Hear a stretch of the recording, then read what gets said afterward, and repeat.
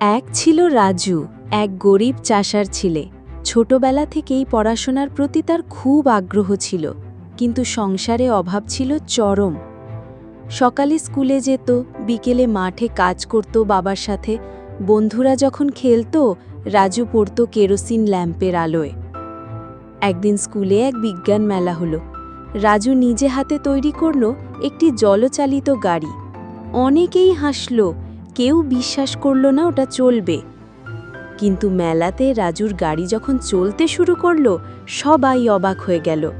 শিক্ষকরা তাকে উৎসাহ দিল এবং এক দানশীল ব্যক্তি তার পড়াশোনার সব খরচ বহন করার প্রতিশ্রুতি দিলেন। বছর কয়েক পর সেই রাজুই এক বিখ্যাত বিজ্ঞানী হয়ে উঠল। রাজুর গল্প সবাইকে শেখালো, পরিশ্রম করলে সাফল্য একদিন আসবেই। শিক্ষা: কঠোর পরিশ্রম ছাড়া জীবনে বড় কিছু অর্জন করা যায় না। ভিডিওটা ভালো লাগলে লাইক অ্যান্ড সাবস্ক্রাইব করে দিও, আমরা আরও ভিডিও দিতে থাকব।